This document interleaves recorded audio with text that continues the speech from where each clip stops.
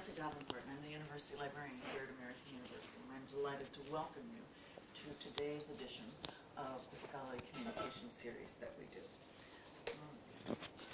I've just been talking with our speaker, and we shared some experiences. We don't quite go back to the 350 years of tradition of scholarly publishing.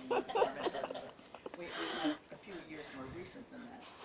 But the last 50 years brought about an evolution in all phases of publishing, from the author to the reader to the printer to beyond. And today we're going to talk a little bit about that. Barbara Meyers is our speaker today, and she's going to provide an overview of where we stand in terms of some of those critical issues that deal with new author technologies. Advanced submission, peer review management software, open access, altmetrics. Each of these areas has been investigated or transformed by the application of computer-based systems. It also puts incredible demand on the challenges that journal publishers have to do to stay current, that we have to do to stay current, and as we think, everybody's got to stay flexible in all of this, and that probably is the hardest part to learn after these centuries of tradition. So let me introduce Barbara to you. Barbara Meyers provides professional, scholarly publishers, professional societies, and their vendors with advice, and with technical assistance in the management, marketing research, new product development, as well as operational and strategic planning. She holds a master's degree in science, technology, and public policy, and a bachelor's degree in journalism from George Washington University. She's also been an adjunct professor at GWU's College of Professional Studies and their master's program in publishing since 2006. We're delighted to have you here today and have you talk to a bunch of colleagues about your specialization. Thank you for coming. Okay, thank you. Sound check? Yeah? Okay, good. Excellent. I tend to roam. I do that mainly because after 10 years of being with grad students, I've found out that if I stand behind a podium, they can fall asleep very easily. And it also keeps me awake, and I can make sure, I don't have that problem today, that they're not, surfing the web rather than just taking notes on their laptops. So I was telling Nancy that I was very, very delighted to come and spend the morning with you. Journals are very near and dear to my heart. I started out in journals and in nonprofits, so you kind of get that in your blood, and it stays with you for the rest of your career. I do have some publishing colleagues in the room. How many of the group are already in publishing? Okay, and how many are in library science? Oh, we got a nice split. We could have some really interesting discussions this morning. That's great. And this is good also, as I was mentioning to Linda.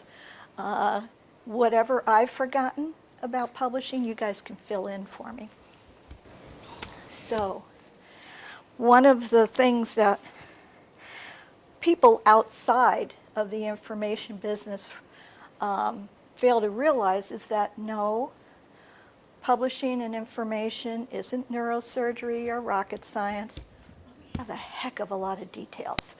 So it does get to be a bit confusing for the folks peering in with regards to those of us on the inside.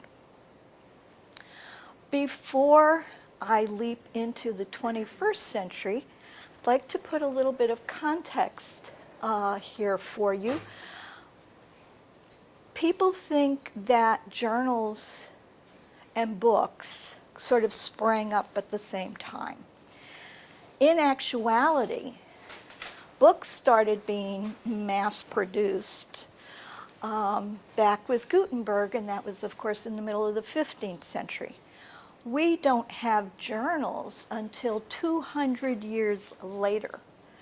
So journals has a shorter tradition than books, but journals also have a very entrenched tradition versus books. The evolution of journals did not move at the pace that books have taken on over the hundreds of years that they have been in. The first journals, as you see here, were in the mid-17th century. Contrary to popular opinion, the Brits did not have the first one. The French beat them out by a few months. However, our British colleagues do have bragging rights because the Philosophical Transactions are still in existence today. They are the oldest continuously published journal in the world. The journals came about because at this time, you're looking at the era of scientific revolution, where folks who were usually rather well-moneyed would observe the world. That's why it was called Philosophical Transactions, because at that time, they hadn't named all the sciences yet. Everyone was a philosopher in observing the natural world around him. And yes, it was all hymns, at least at that time. And so it took them a while before they started communicating with each other. And the way they communicated were letters. Then at some point, Ottenberg, who was the gentleman with Philosophical Transactions, recognized that these things could be compiled and shared with the community so that the results of the observations could have a wider dissemination. And as you know, publishing comes from the Latin publicare, which is to make public. So that's exactly what they started doing with all these letters and correspondence that had been passing around among these gentlemen who were starting to observe the natural world around them. One of the big confusions that folks outside our field have is that just because a publication has the word journal in its title doesn't mean it's a journal. In fact, a true journal is peer-reviewed.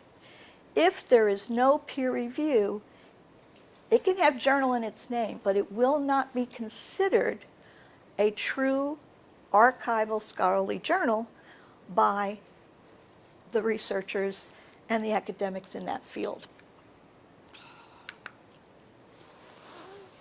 Now, over time, the philosophical folks came to divide themselves into the various sciences.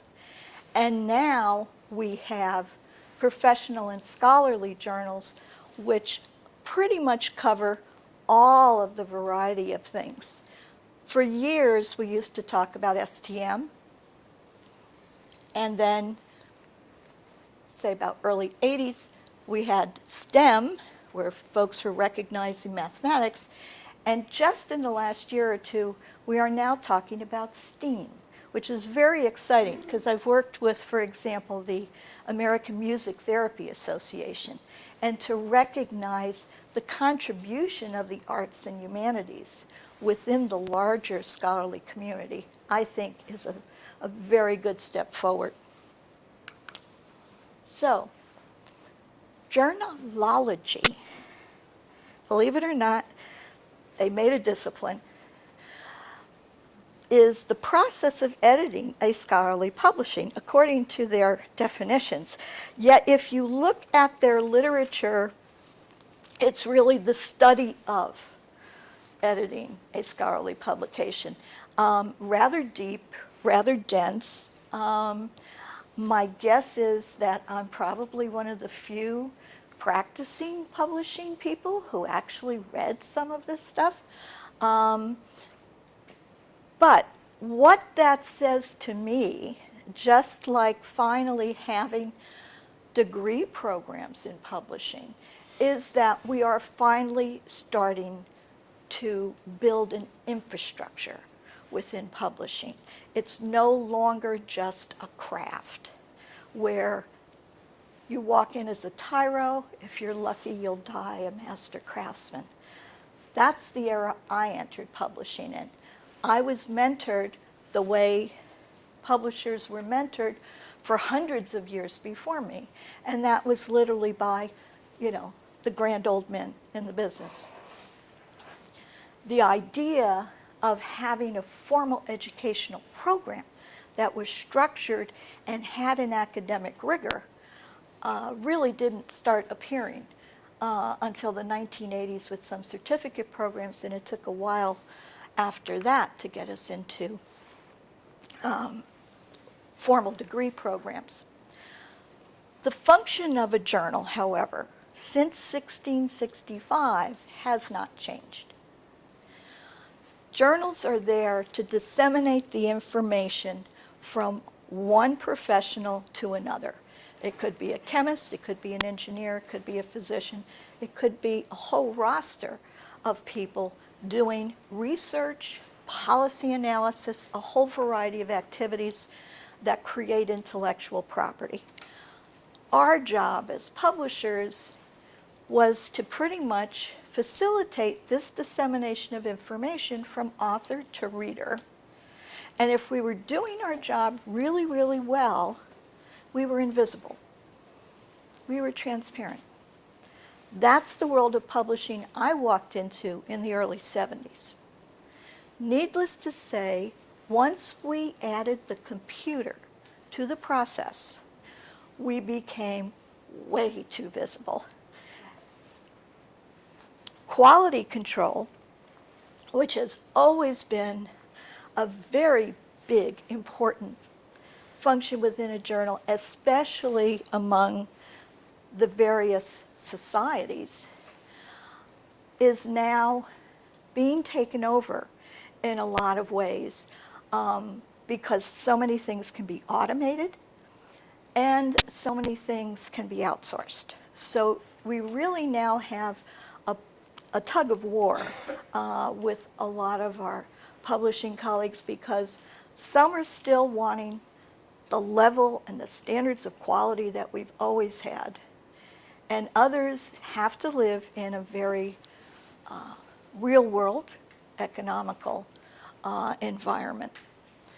The conical archive, here is where publishing and information science, librarianship, has and always will be very much interlinked. Nancy and I were reminiscing about the fact that when we came into our respective industries, we were friends. Back in the 70s, publishers and librarians actually liked each other. And we talked with each other, and we did all sorts of great things together. It was really quite nice.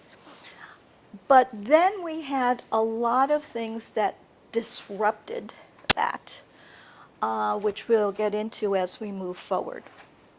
But the archive is critically important. And it's not just because it sounds good that we're keeping this knowledge. We must keep this knowledge in order for the various disciplines to evolve and develop, because each individual discipline's researchers are, in essence, standing on the shoulders of the ones before them. And that is how they grow their body of knowledge, and it's up to us in our two roles within the process to protect that archive and make sure that we have access to it. And finally, which is the thing everybody always hears about, is the recognition of an author's work. And of course, you've all heard the publish perish phrase, because naturally that's how a lot of researchers and professionals got the recognition they needed for promotion and tenure. Now, I put in this slide and the following one for one special reason. And either I or Dinia will get you copies of all of my slides. the idea here is the standard information cycle that we all know from, author through reader. But what's especially interesting is, sorry.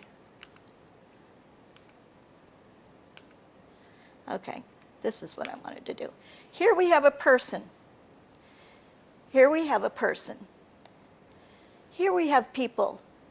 Here we have a person. Okay? Now, here, we don't have people. Until we get over here. We've got a couple of folks over here. I find it very interesting that when you have someone studying the cycle of information from sort of pre-computer time, which was literally just 50 years ago when you think about it, to now, the people kind of get lost in the shuffle. And yet, all of these things only happen because of people. So, I only have a certain amount of time with you, so I recognize that I could not cover every function in the process of publishing journals. So I decided to focus on what we call the knowledge development portion, because that's the area that a lot of people don't get a chance to hear very much about in terms of the real raison d'etre and details that go into it. So I'm going to focus on authorship, peer review, and editorial. And production and marketing, I'll be leaving out for today. The act of peer review was introduced in 1752 by, in fact, the editor of the Philosophical Transactions. And as you can see, it wasn't that much past the time when the journal was instituted, at least by sort of the timelines of journals. Because as you'll see, we had basically the same process, the same way of doing things for 300 years. We were not exactly big change agents. So the idea that someone actually tried to codify and put into a process and set up procedures and make it something that can be replicated across more than a single discipline was pretty earth-shattering back then. A lot of it was because of the professional societies. If you're interested at all in how professional societies have come about and what they've done with their publishing programs, the University of Waterloo up in Canada has a wonderful website that's very easy to access all of the information they put into what they call the Scholarly Societies Project. Wealth of information from the very earliest of societies back in, oh gosh, I can't remember if it's the 1100s or the 1300s, but it's quite far back. And the main reason why professional societies wanted peer review to become the lingua franca, or modus operandi, we could use either one, throughout this particular area of the publishing process was because, one, it supported the concept of quality standards, and two, it also assisted societies to maintain their standing, their imprimatur, and their, slight edge among other publishing activities. Now, when we look at the evolution of peer review, you'll see that it also has had a very slow transition to where we are now, and it is continuing to being tinkered with. We are not yet done with making peer review as good as we can possibly make it. But as we've said many times, it's kind of like democracy. It's not perfect, but it's the best thing around. So When editors are looking at manuscripts, the editor-in-chief usually has some guidelines going on with regards to how the review process will work, why it works. It serves an educational function. This usually varies from discipline to discipline, and sometimes even editor-in-chief to editor-in-chief. One journal operation that I was involved with, the editor-in-chief actually had, it was a medical journal, so his editorial board did all of the reviews except for those where they needed an outside expert like a biostatistician or such. Every manuscript that came in, they reviewed. That's almost unheard of. The reason being, he looked at it as an important aspect of the editorial function of the journal, and it was how they were sharing and mentoring the upcoming physicians within their particular specialty. Objectivity, to try to make sure that the review process does, in a non-judgmental way, as fair as possible, put in the best research, to be conscious of what's going on in that particular discipline. And of course, if we're really lucky, it will happen efficiently. We all know that doesn't always work.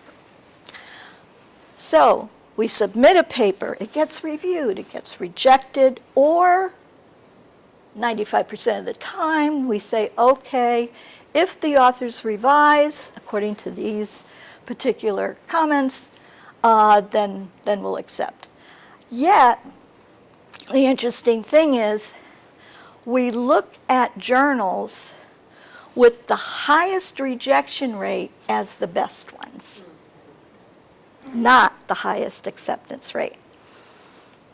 So that means that we have trickle-down journal articles, because that researcher is bound and determined to get his or her research published, needs to get that research published, and will just keep going down the list until they finally get a journal that will say, yes, we will publish it. We'll get into that in the discussion period.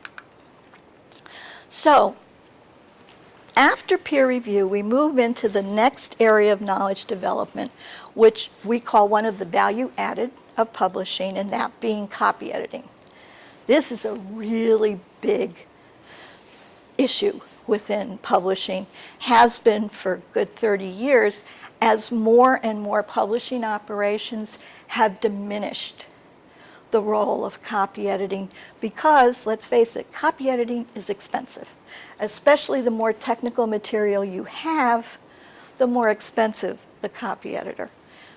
And at one point, copy editing actually had 7 different levels. In fact, the JPL, the Jet Propulsion Laboratory, has 9, and they still have 9. But over the years, like so many other things have gotten watered down and condensed, we are now into just 3 levels of editing. Developmental, whoop, I keep hitting the thing instead of the, trying to go back, there we go. Developmental, which is almost like what you would think about when you're thinking of a trade book, and an editor working very closely with an author to make sure that the book hangs together and sometimes helps moving around chapters and that sort of thing. That level of what we call intervention with the manuscript is developmental editing. Substantive editing is where you're making sure that the thought, the concept, is being put across in as unambiguous a fashion as possible. And then finally, the copy editing or line editing, what's often called stylistic editing, is simply that. It is checking for the style of the journal, it is checking for punctuation, grammar, not much else. And I put proofreading into this area because a lot of people just kind of have proofreading kind of happen. They don't always even have someone dedicated to proofreading. But it's amazing what can happen when you have a really fine proofreader on staff. So, the last step for now, and what we're looking at, is moving into tagging. Here now we have a very blatant example of how we've been applying the computer to the publishing process. And that is that copy editors, for the most part, are doing the tagging. At one point, that used to be done by compositors. Of course, those in the room in the publishing business will remember desktop publishing, where we took all of that in-house. We got blood all over the floors, and then finally we're smart enough to give it back to the compositors and the typesetters. But the tagging for the markup language has now become an integral part of what editors will usually do before it goes to production. And working with, I think they're still calling themselves printers, sometimes I wonder, but our colleagues who are helping us to put these things into containers in various formats will do their pre-flights, and they will check whether or not the markup language has been done correctly. And now that we've gotten into the World Wide Web and extreme concern over search engine optimization, we must work at making sure that the metadata for each one of our publications is in place. So, let us go back for just a bit and look at the types of peer review, which I'm sure everyone in the room knows quite well, so I'm not going to go through those. What I want to do is to look at the authoring systems, because what we now have as an example of applying computer technologies to a variety of steps in the process of moving information are new softwares that are between the author and the journal. There are two out, Authoria, which focuses more on institutions, and those are the audience that usually buys that particular software, and Overleaf, which is focused first and foremost on individual authors. And what this does is it sets up a template for the author that is dictated by the journal, so that when an author wants to submit a manuscript to a particular journal, they can go and use the Overleaf template and get a lot closer to what the publisher is looking for in terms of information, in terms of format, in terms of various contents, what they want to see, to make sure that they are not going to get rejected or kicked for revisions over minor details like they didn't do the abstract right. It's amazing how some journals pick at extreme minutia in throwing out submitted articles out of necessity. They just get so many. So this is one example of it. What it basically is kind of a souped up word processor, because it does so much for the author that allows them to produce the kind of document that covers all the checklists that you would normally worry about when you get a manuscript into your office. So you have a situation whereby it's got the author affiliations the way they should be done, the abstract, and everything else. So the author can use overleaf if they care to and still submit to the journal. Or they can use overleaf and they've just gone and put in a link where they can actually use overleaf to submit, which certainly makes the road a lot smoother for the author. So we have now, within the last 5 years actually, a real major change in what kind of manuscripts we might see coming into journals in the future, because more and more authors and institutions who wish to help their authors are using this system.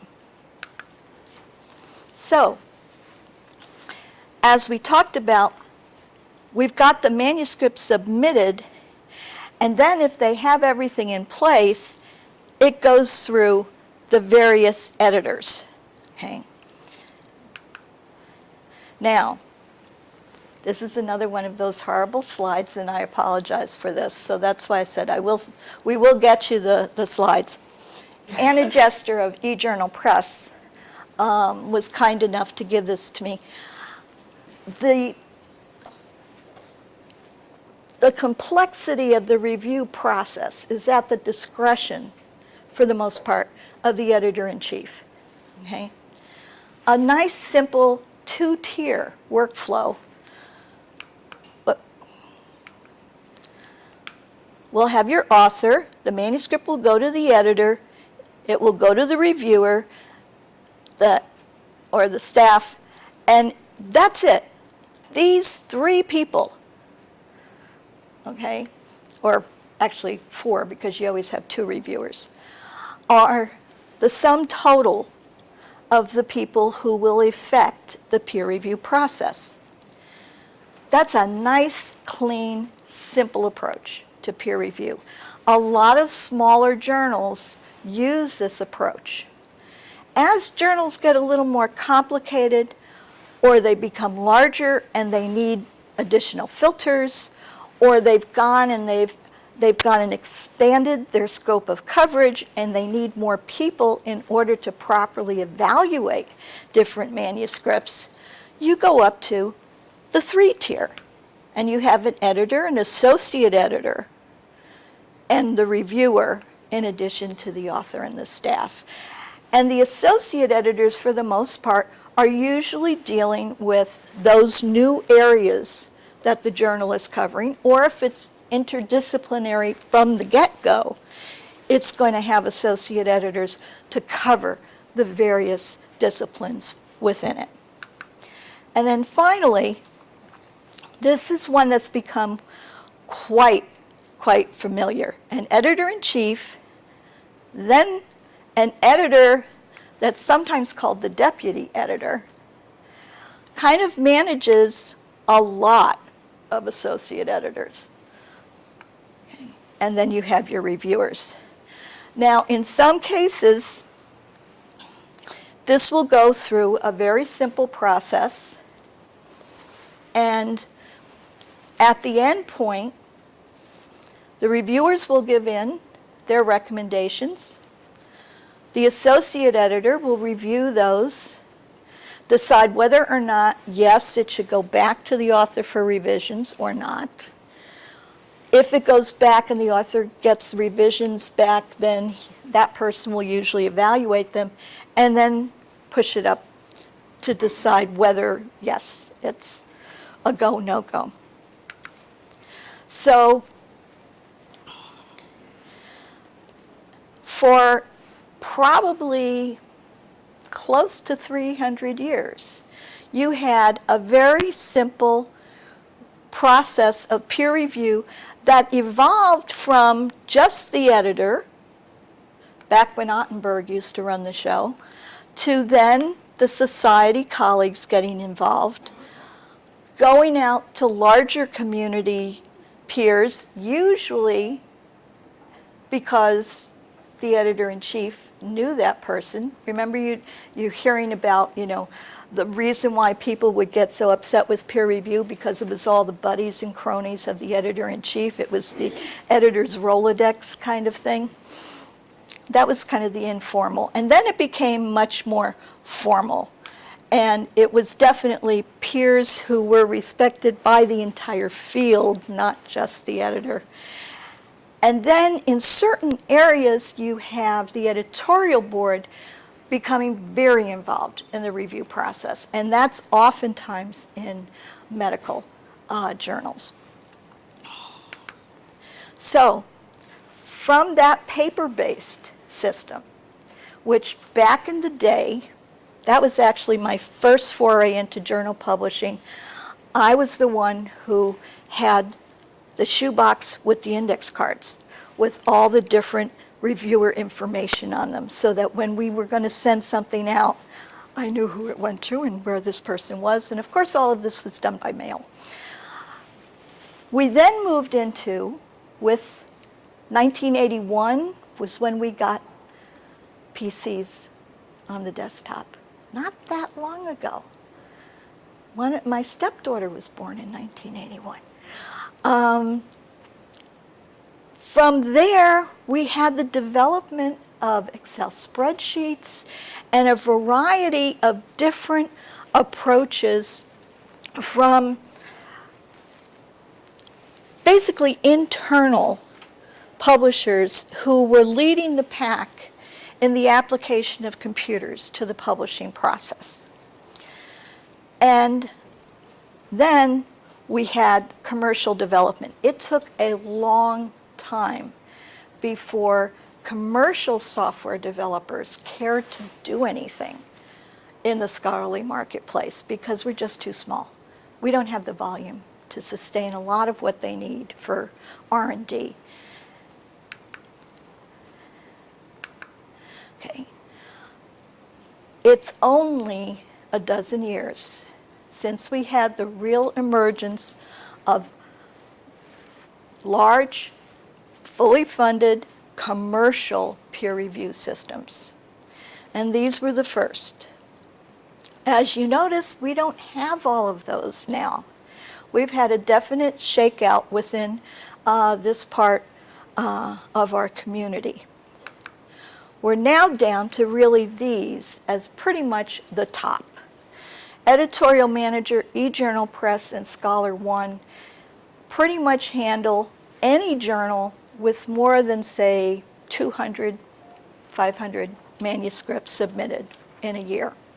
Scholastica is a relatively newcomer that has decided to do something which I think is quite wonderful, and that's work with all those journals that are smaller than 200 manuscripts a year, yet still have author communities that want to submit just like they would to the big journals.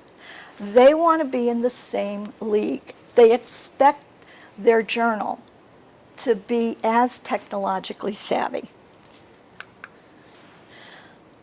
So once we went beyond paper-based and software-based, we move into where we are now with web-based and, of course, the cloud. So that you have a situation whereby when this is working the way it should, of course, we always use that term when we talk about computers, don't we? It will improve efficiencies. It will certainly cut down on costs. And if the costs that now are saved, because way in the beginning, trust me, we didn't save anything, because we were going crazy with new equipment, training, and trying to teach ourselves all of this stuff. But now you are saving time.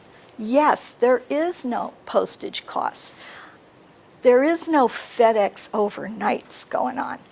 It is a completely different approach. It's almost, in a way, invisible.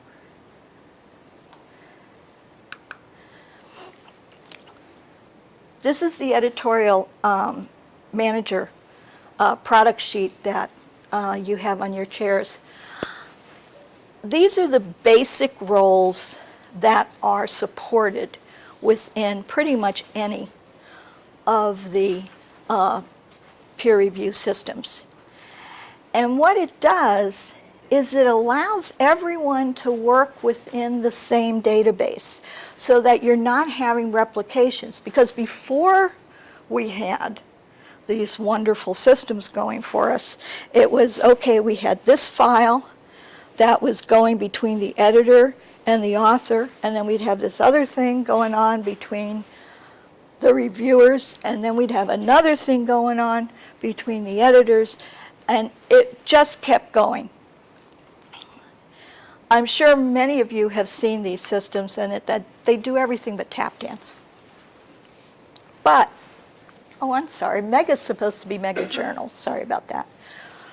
But now we stand in the 21st century, and we have some issues that, as you notice, aren't really hitting too much on knowledge development anymore, which had really been the focus of publishing for hundreds of years. Now you see the focus of publishing moving. They talk about how important it is to have great content, but when you sit down with a bunch of publishers at an annual meeting, you're going to see discussions like this. What's happening with globalization? We now have journals that are published in the United States with 60 or 70% of their submissions coming from the rest of the world. We have an increase in content that's unbelievable because of that. A lot, of course, by authors who have English as a second language. So trust me, that is definitely going to mess up your knowledge development.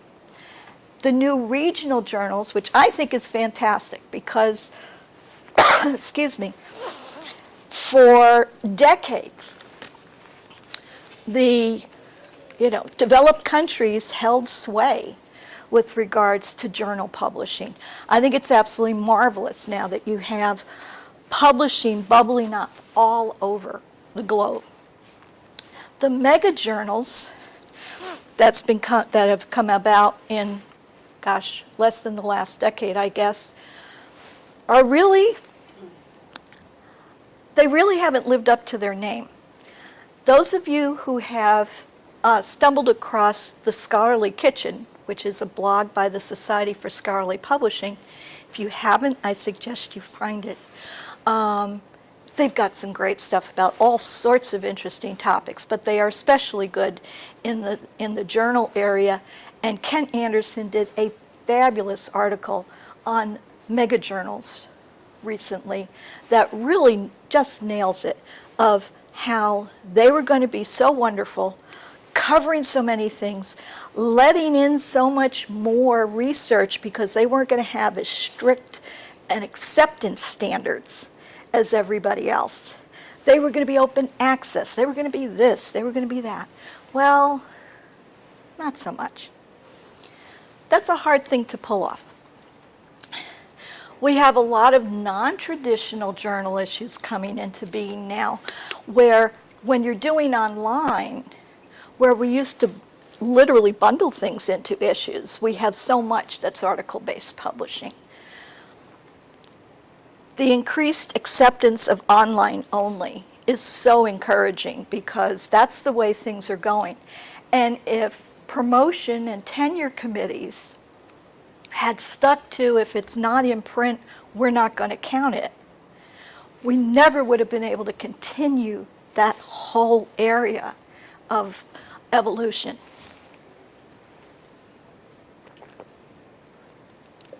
How many of you heard of Sci-Hub? This is a young gal, graduate student, who decided that she really was going to be a renegade. And she figured out a way to access any journal article, no matter if it was behind a paywall. I tell you, these really, they scare me. These young folks are, it's not that I'm scared by their brilliance.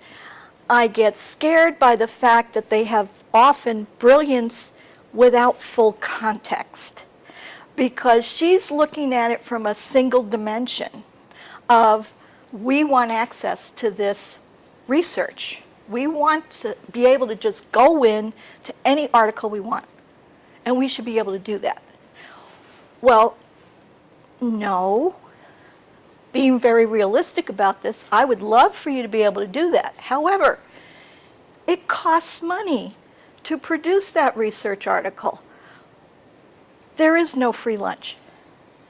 And unfortunately, over the years, our colleagues in the libraries have done a marvelous job of serving their patrons to the point where they forget you're paying the bills. And they just think everything's free. Especially because when they sit down and they start surfing the web and the internet, right? The internet is free. Oh boy. And then of course, we move into open access, which is one of our major hot buttons and my segue into one of the three critical areas in 21st century publishing. As you all know, open access is based on a rainbow. It's colors. Green being self-archiving, gold meaning they're full open access and the author doesn't pay anything and the reader doesn't pay anything, and then what? And then we have, the author is paying the article processing charges. And then we have the hybrid paid, which has been, for the most part, the model accepted by most of the societies to be able to work within this particular area. God bless you. Where you certainly have the subscription that's still paid, but the authors who would normally pay nothing would then pay an APC, an article processing charge, in order to have their article open access immediately. Now, one of the things that I'm hoping we get to I think it'll happen in not too many more years. I think the fervor that had begun with the open access movement has kind of settled out, and people are looking at it in a more rational way and recognizing, my favorite phrase for a long time was, open access is a business model, not a religion. Okay? And that's really where we are. It's a very interesting business model. Who can make it work is the critical question. It is not a business model for everybody. And this is where we have one of our biggest challenges now in the 21st century, because so many authors and readers have decided, well, everything should be open access. Not every publisher can keep publishing with the open access business model. They don't want to hear that. Nancy. Before you move from that slide, Sure. are you defining green as self-archiving as the only form of publishing? No. Okay. No, that's the one that's open access, though, where anybody can get to it without paying. Yes. Using the, Many universities have adopted the policy of Right. you may publish wherever you like. Yes. And you write into your contract that you will also publish in your institutional repository. Exactly. Okay. And I wanted then, to make sure that we were on the same page. we are, yeah. And then the challenge is how that relates to the publisher policies on OA that have evolved over the years, and they have their own rainbow, where the green correlates to the green on the previous slide. That yes, this is all aligned to the individual and their institution for the most part. The blue is getting us to the point where we're having a little more control over version. One of the biggest challenges that we've always had since we started applying computers to the publishing process is version control. We didn't have a great time when we were on paper, but it was really a lot easier to track changes back then. Now, you really have to make sure you're using the version that you really want to use or are allowed to use. You've heard of version of record, which has become a critical component now in journal publishing, because if we don't cite something as the version of record, people won't know whether it's print or it's online, unless it's online only. I don't think we have too many print-only journals left, but I'm sure there's some out there. Yellow means publishers are allowing the archiving of the preprint. That usually goes on the author's personal websites for the most part. And then finally, white. Nope, there are publishers that just don't do it at all. They've got their heels dug in, and they're not going to let it happen. So we have the versions that we now must distinguish from each other and align then with the general business model colors for open access and the publisher's policies.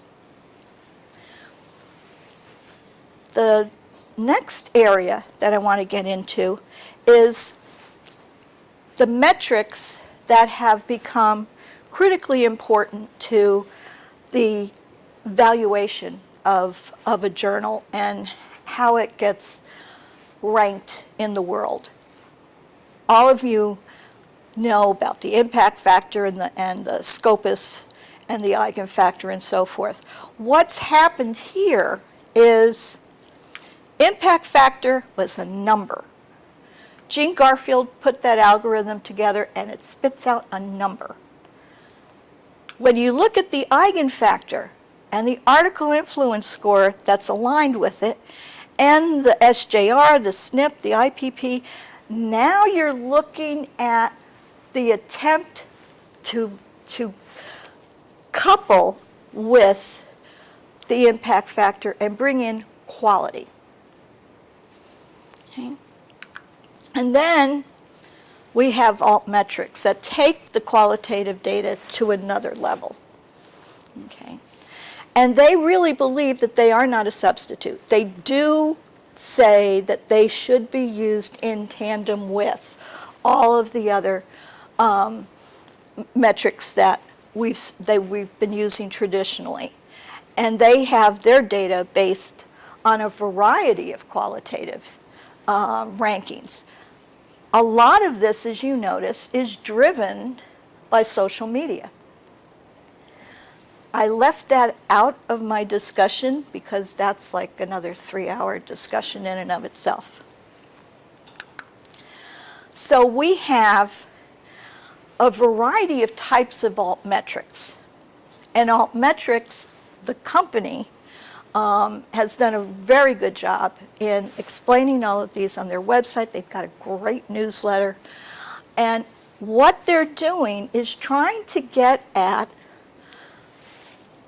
all those things that you can't really put a number on that easily, to try to see what's really happening with information, with articles, as they kind of float out there into the world. Because when you think about it, again, we've gone from pure paper back in the 1960s. We didn't have our first full text database until OBAR, the Ohio statutes, in 1966. Okay? So we've gone from that point where it was totally paper, which meant you always knew how people were getting that information. And you usually knew what they did with it because it was a rare researcher who didn't cite things they read. And they would actually read the whole article back then. It wasn't just look at the references, look at the abstract because that's what I can get free online. So now we're looking at, okay, who really are seeing these things? Where is this happening?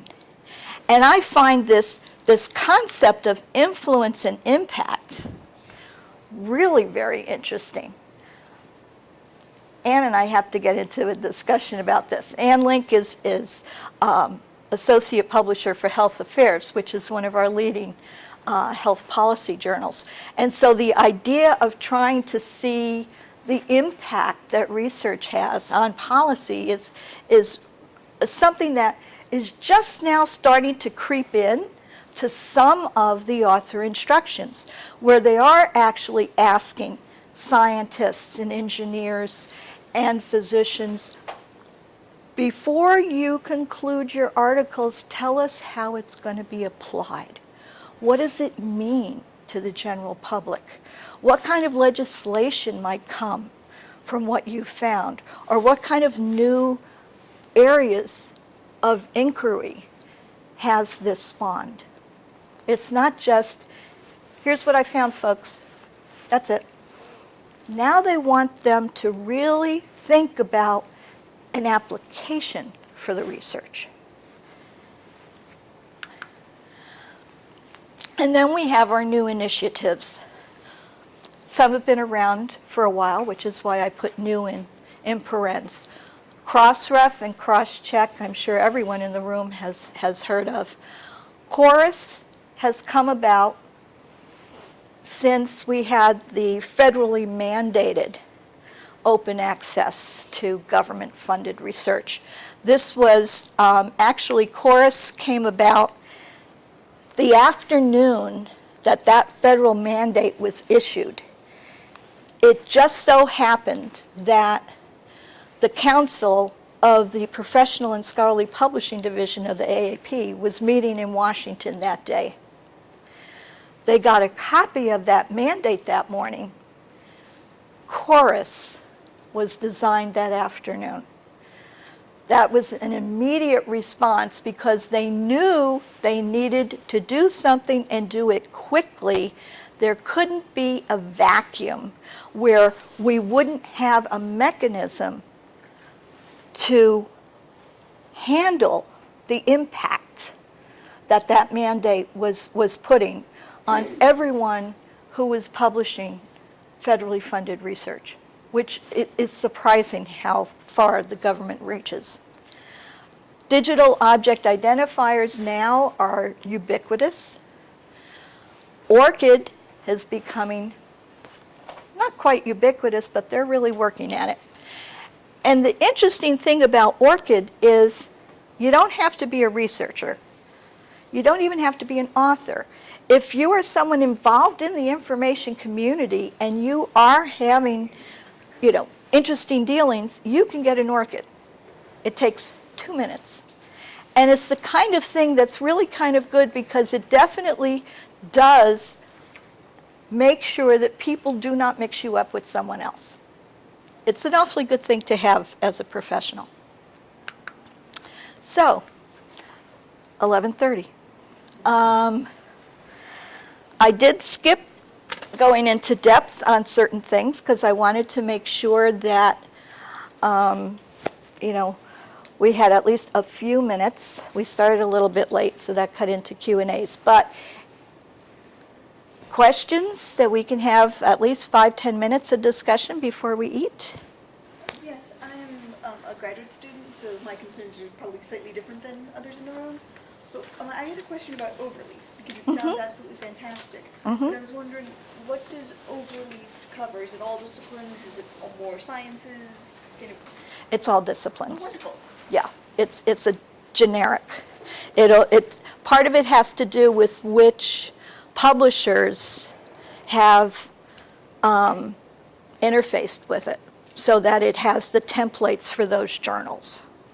So you just need to look at the journals where you would be publishing to see, are they supporting overleaf? And would I find that in overleaf in terms of type in the journal into overleaf? Yes. Does it pop up? Okay, great. You could do it there. You could also do it at the journal site, because they should have that available in the author's instructions. Okay, so it will say whether or not, so I can do it either way. Right. Find out who supports. Okay, wonderful. Yeah, okay. Yes? I'm just curious how the editorial manager works. Is that like a program that the journal purchases and then makes available to the author to use, or how Okay. does it work? Okay, editorial manager is one of the peer review software systems that at first they were packaged, they were off the shelf, and you brought them in and you put them on your own computers in the editor's office, the publisher's office. Okay? The author submits manuscripts into those systems, but from there on, the focus really is on the peer review and the workflow that's aligned with all of that. But it's housed at the publisher and they make it available to the outside people. That's when it was packaged. Right now, it's web-based. So you don't even have, you have access to it. And in fact, they now are doing it in the cloud. Someone has to pay for it. Yes, yeah. The publisher who pays for it. Yes, the publisher pays for it. The same with eJournal Press and Scholar One and Scholastica. Those are publisher expenses. No? Yeah.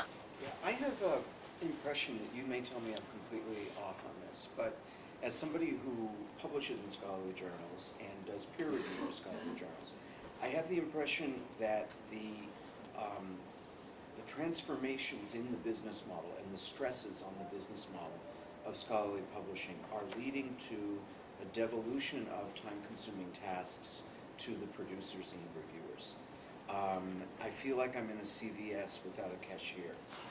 So I'm asked to review an article, and they say, and so if you agree, you get to log on to our site. And I have to create an identity then on their site, and I have to come up with a password, but it won't accept my password, it's not complicated enough.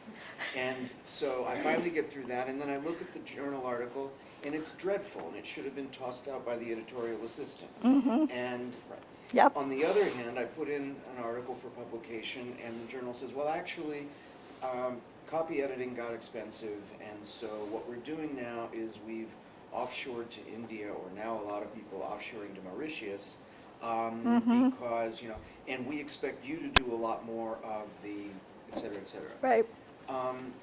And I just gather this is a consequence of their not being able to really cope with the open access stuff and all the stresses on budgets of scholarly publishers. But how should I understand this? I think you have 90% of it nailed. The one little piece you're missing is the commercialization of scholarly publishing. When you had, after the World Wars, the commercial publishers starting to come into the business, and then especially in the 1970s, Nancy and I were reminiscing of how the venture capitalists and the large commercial publishers recognized how profitable journal publishing is. Let's face it, how many times do you actually pay up front before you get something? It's journals, it's serials, it's publications, okay? Just now when we're doing online, in essence, we're sort of doing that, but they're not going to charge our credit card until we get what we bought. But when you're talking serials, you have all of the money to pay your expenses up front. That's a gold mine. And if you go and carefully calculate what your expenses are going to be, and if you can, make them lower than they were the year before because you found an outsourcer that's cheaper, or you've decided to just do stylistic editing rather than substantive, or you've decided that, you know, you're not going to do a paper version anymore, you're just going to do strictly online, and a variety of other variables. As I said, you know, it's not rocket science, but it's filled with details. And if you keep tweaking all those details in the equation, you come out with more money.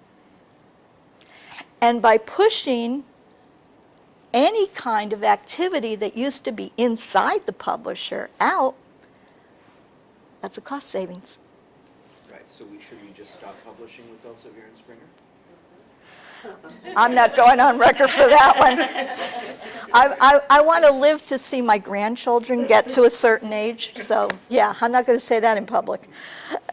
But I thoroughly commiserate. You know, I think we've all been dealing with that. Our pressures came about when we had the huge increase in journal subscription prices. And that's a given. You can't ignore that. It's a fact, Donald. Any other comments? Yeah. Can you give a couple examples of what a mega journal is? I've never heard of that term. The first one actually was PLOS One. And the editor of PLOS One came up with the term, or at least he's given the dubious distinction of having coined the term. Some of the new science advances has been called one because it's going so large. I forget the one out of ACS. But if you look at the various larger publishers, Nature has one of the mega journals. And I think you'll really enjoy Kent's article about them because it really does lay it out really well. They're not as good as everybody thought they'd be. They're all open access though? Yes. Mm-hmm. Yeah. Uh-huh. Yeah. Communications, I think, or I forget the title of their mega. You know, I used to read a lot about how kind of journals are giving way to just sort of article level publishing, and that Mhm. journals are not quite as relevant as they used to be. But you don't seem to read so much about that. Is that still a trend that's happening, or a thought that, you know, with everything going online, that was perhaps the first fear, and now it's not quite, did not quite realize? We still talk about article-based publishing when you get a bunch of publishers in a room, because that's oftentimes how you sell things now. But when you think about the knowledge development component, the issue is the intellectual package. It's the vision created by that editor and that publisher that drives a certain kind of information into that journal. So while yes, we end up having to go in two directions because libraries for the most part are buying subscriptions to the whole volume, not just an issue.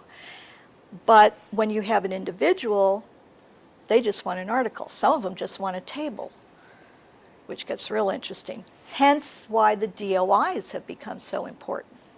Because even for publishers, DOIs become important with regards to economics, because if somebody comes in and wants to use a table from an article I published, then they need to pay for that if they're commercial. Most of the time, if they're a nonprofit organization, the publisher will just let them have it because they're not doing it for commercial gain.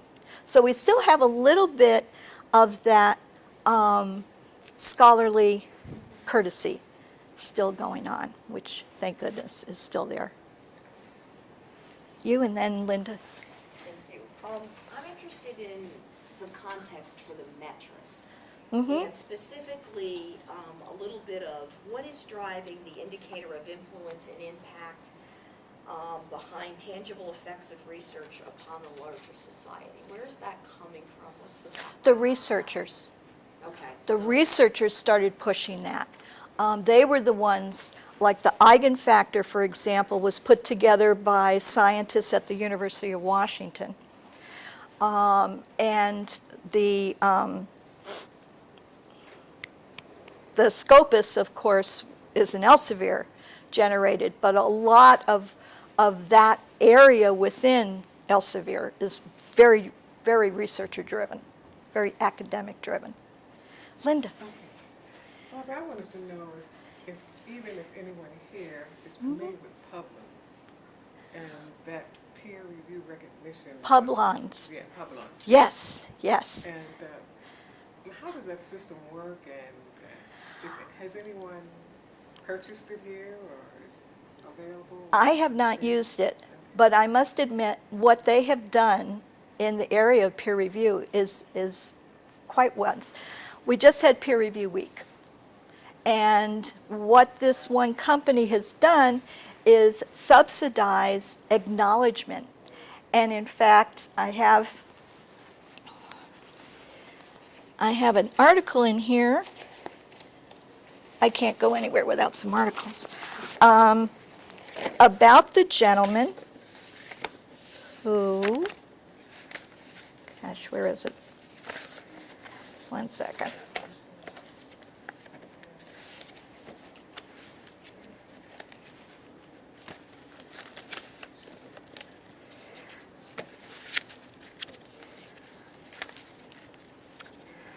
Oh, darn. What Poblen's done, however, was come up with a special award for the world's best reviewer. And it went to a physician, Sweden or Norway, one of the Scandinavian countries, who literally went and reviewed 2 papers a day. Because what he would do is he was like semi-retired, and he would review in the morning, and then he would do his work, his research, in the afternoon. But I have seen reviewers do amazing, remarkable things. We had, when I was working with the Journal of Neurosurgery, one of the editorial board members would just knock us out. He would get a manuscript and review it in 2-3 days and have it back to us. You dream about people like this. So the whole idea, though, is we went through a period where, no, reviewers weren't being acknowledged. They weren't being thanked really well. And that didn't necessarily change their behavior very much, because let's face it, the review process is still based on people. It can only go so fast. You've been a reviewer, I've been a reviewer. There are days when, yeah, we were going to do that review, but it gets pushed to the side. We still try to stay within the time limit, but every once in a while we got to write back and say, I need 2-3 days, whatever it is, you know. And then, of course, there are the folks who just put it in their pile of papers, and the next thing you know, 2 months later, they stumble across it. Well, needless to say, the journal has moved on. Okay, I think we should probably get some substance.